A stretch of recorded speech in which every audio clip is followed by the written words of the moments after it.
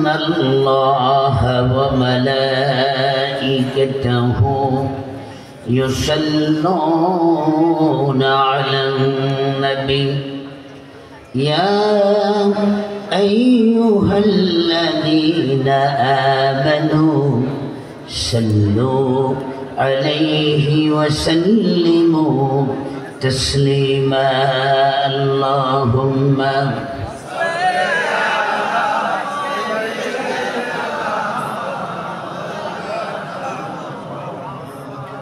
وعلى آل سيدنا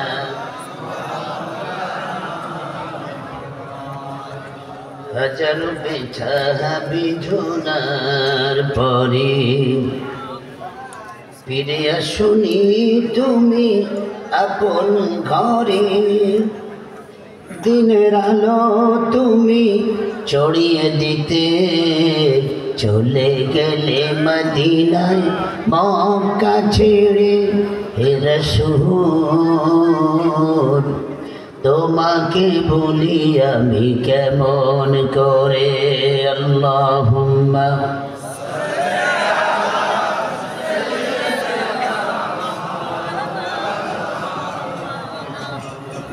ওয়ালা আলি সাইয়্যিদিনা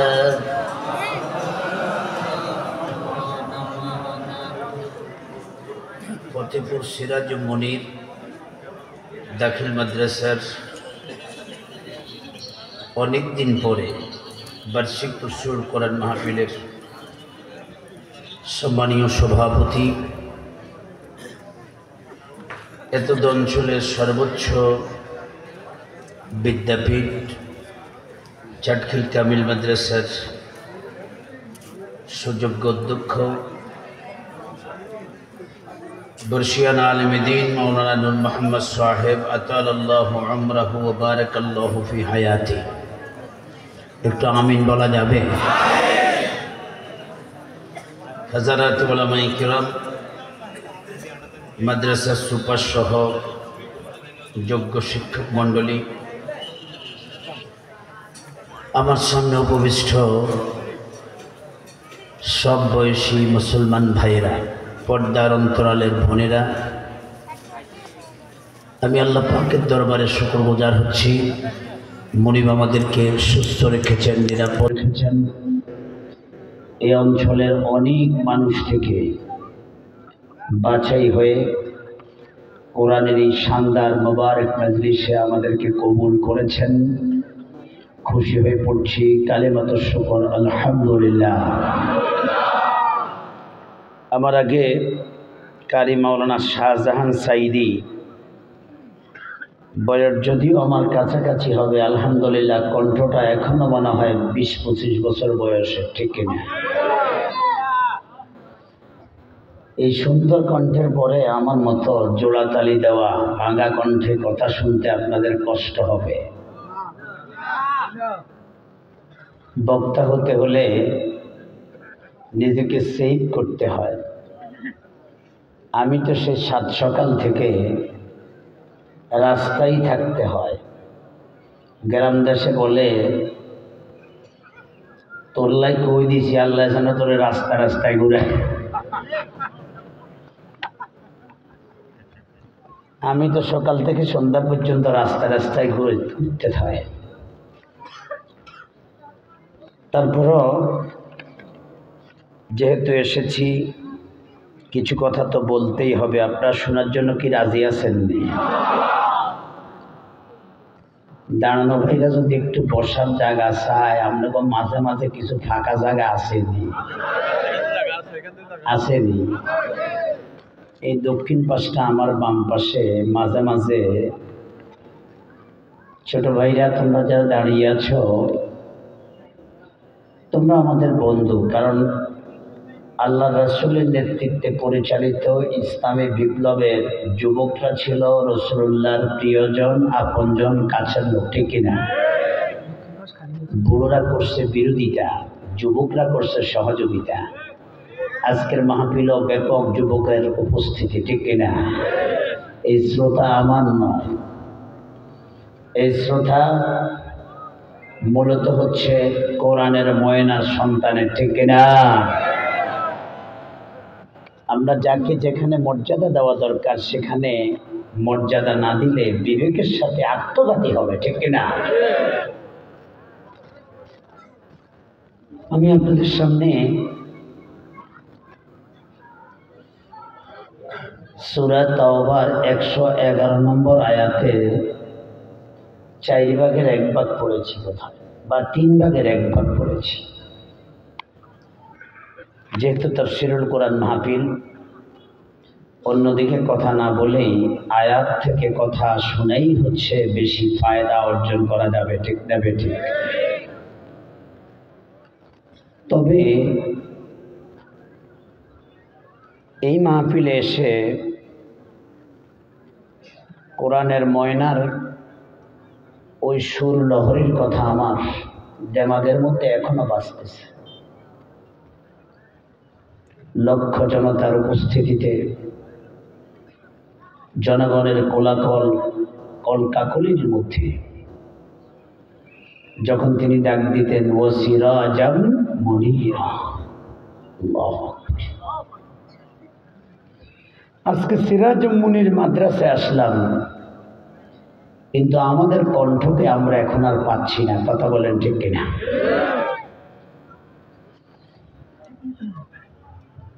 আমরা লক্ষ্য করেছি, আমরা জানি বাংলাদেশে কোরআনের ময়না আল্লামা সাঈদী থেকে অনেক বেশি জ্ঞানী আলেম আছে না নাই?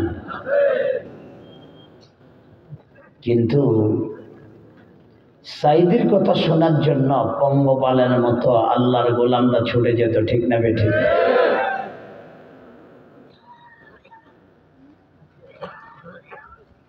আমার নিজে অসংখ্য অভিজ্ঞতা অর্জন করছি।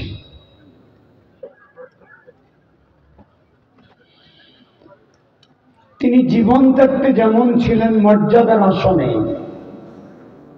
তিনি দুনিয়া থেকে চলে যাওয়ার পরে তার মর্যাদার আসন আরো বেড়ে গেছে, কথা বলে ঠিক না? জীবিত সাঈদী থেকে মৃত সাঈদীর মর্যাদা অনেক গুণ বেড়ে গেছে, ঠিক না?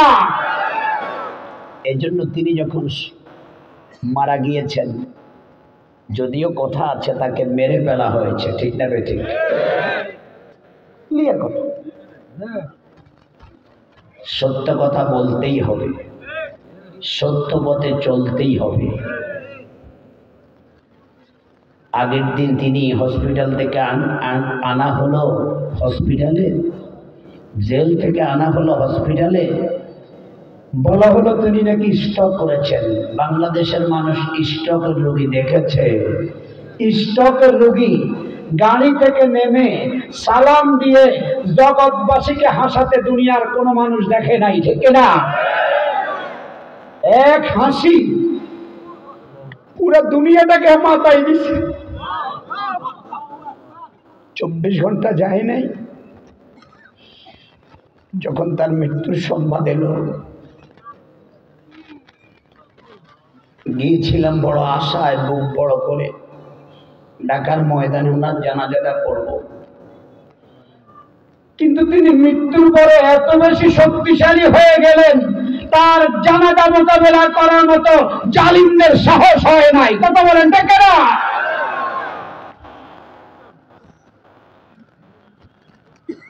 আল্লাহ তাআলা তার মর্যাদা এমন বাড়ালেন, বিশ্বের ইতিহাস খুঁজুন, আমরা কেউই থাকবো না, এই দুনিয়াতে কেউ থাকতে পারবে না। ফেরাউনও ছিল না, নমরুদরাও ছিল, থাকে নাই, কোনো পয়গম্বরও নাই। পৃথিবীতে কেউ স্থায়ী হয় না, হোক না সে ফেরাউন কি ভালো নমরুদ, কেউ ভবে চিরকাল রয় না, কেউ ভবে চিরদিন রয় না। কত চেষ্টা করেছে ফেরাউন থাকার জন্য, থাকতে পারলো না। ফেরাউন শ্রেষ্ঠ ছিল না, মৃত্যু তাকে ছেড়ে দিল না।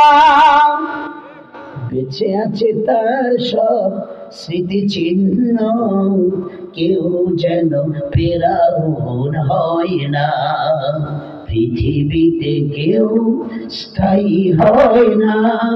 হোক না সে ফেরাউন কি ভানুরুন, কেউ ভবে চিরকাল রয় না। আপনি কি থাকতে পারবেন? আমি পারবো, কিন্তু কথা থাকবে কি থাকবে না? কথা বলেন। আল্লামা সাঈদী আমাদের কাছে স্মৃতি হয়ে আছেন, থাকবেন কিয়ামত পর্যন্ত, ঠিক না? কিয়ামত পর্যন্ত দোয়া পাবে। আর জালিমরা, তোমরা কিয়ামত পর্যন্ত বদদুয়া পেতে পেতে আজ দেশ ছেড়েছো, এক সময় তোমাদের অবস্থান কোথায় গিয়ে পৌঁছবে তোমরা টের পাবে। কথা বলো, ঠিক না?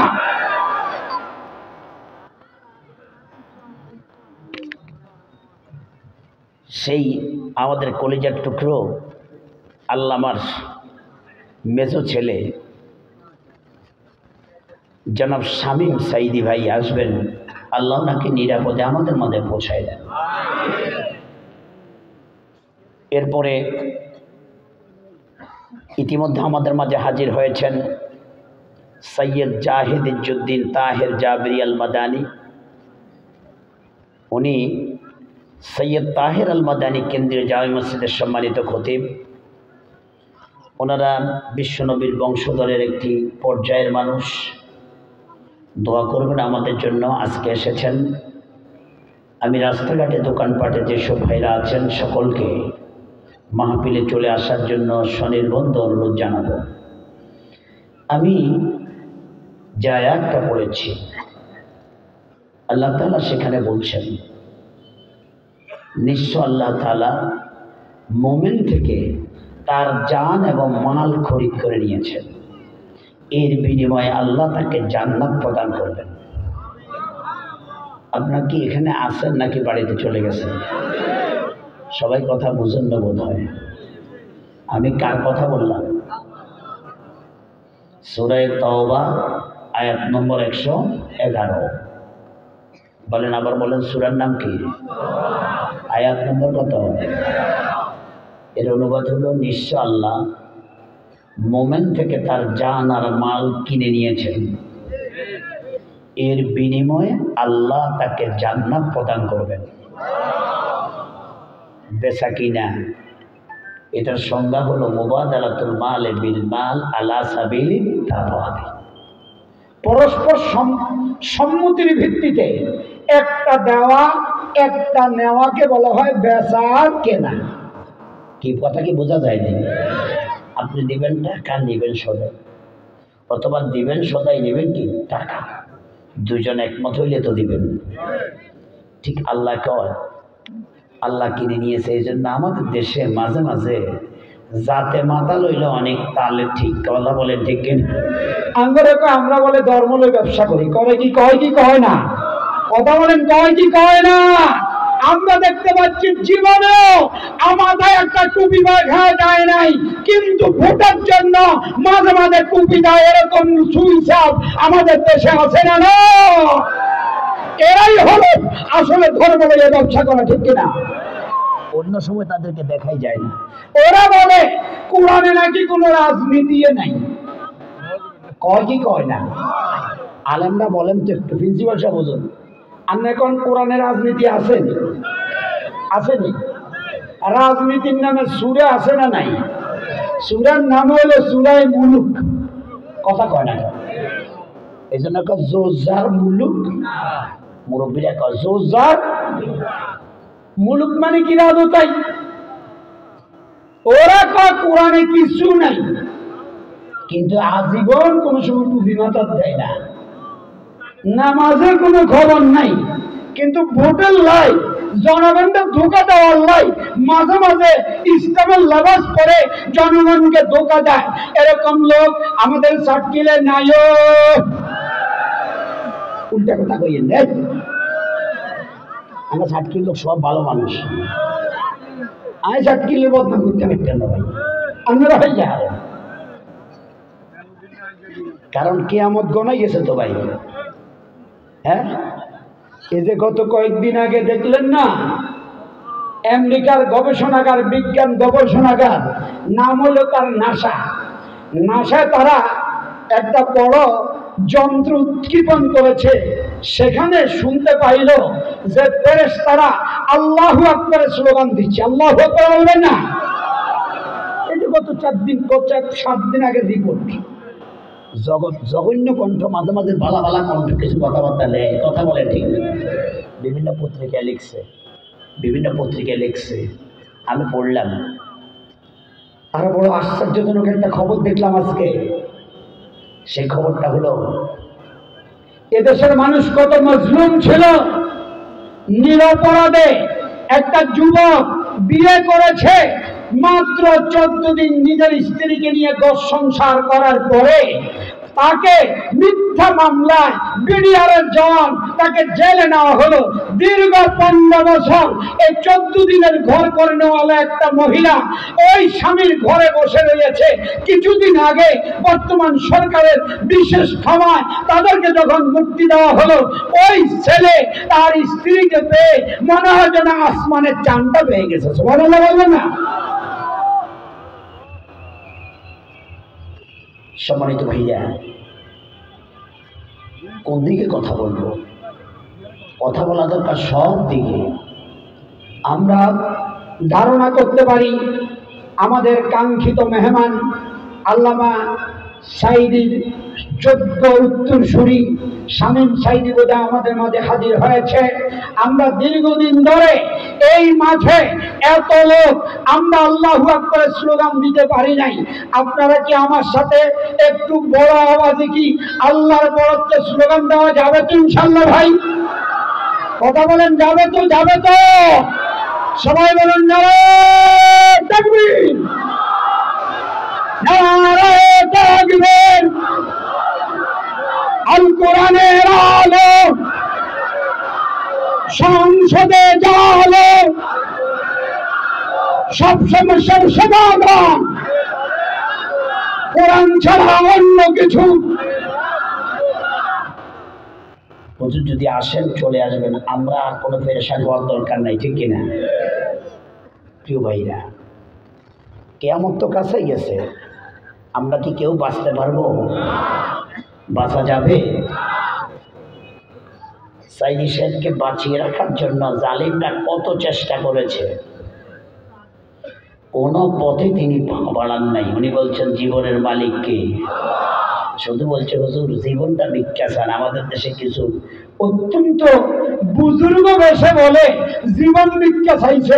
আচ্ছা বলেন তো, কোনো ব্যক্তি যদি কারো কাছে জীবন ভিক্ষা চায় তার ঈমান কে থাকে? কারণ মুমিন মনে করে জীবনের মালিক কে? জোরে বলেন কে? জীবনের মালিক কে? অতএব জীবন ভিক্ষা দিবে কে? অতএব আপনি কারো কাছে জীবন ভিক্ষা চাইতে পারেন? আমাদের মাওলানাকে বলা হলো জীবন ভিক্ষা চাও, কিন্তু তিনি জীবন ভিক্ষা চাইলেন না। কারণ জীবনের মালিক হলো আল্লাহ। তিনি বলছেন আমার সবচেয়ে বড় আল্লাহর কাছে ফরিয়াদ আমি যেন শাহাদাতের দরজা নসিব হয়। আল্লাহর গোলাম আল্লাহর কাছে যতটা ফরিয়াদ করেছে আল্লাহ তার সকল ফরিয়াদ কবুল করছে। কথা বলে ঠিক না? এবার আসেন আয়াতের দিকে। নিশ্চয় আল্লাহ তাআলা মোমেন থেকে জান আর মাল কিনে নিয়েছেন, এর বিনিময়ে আল্লাহ তাকে কি দিবে? সবাই কয় না।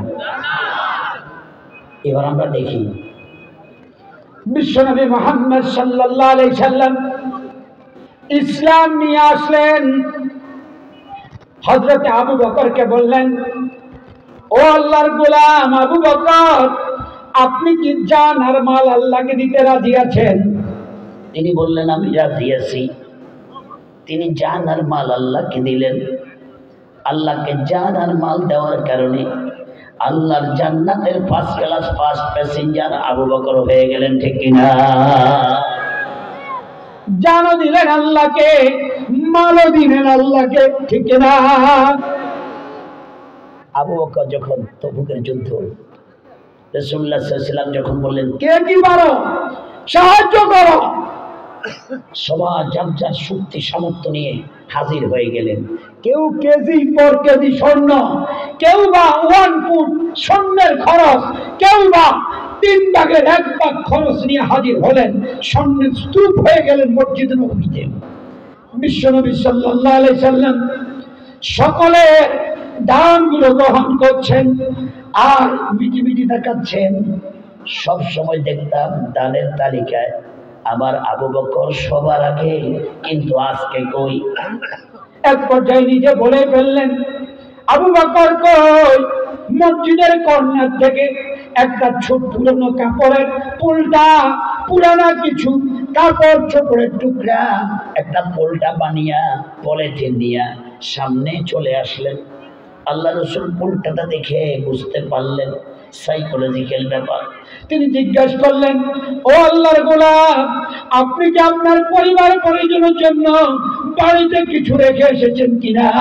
তিনি তখন বললেন, আমার পরিবার পরিজনের জন্য আল্লাহ এবং রাসূল ছাড়া কিছু রাখে আসতে পারি নাই। সুবহানাল্লাহ। জানার মাল দিলেন, জান্নাতের শুভ সংবাদ পাইলেন, ঠিক কিনা?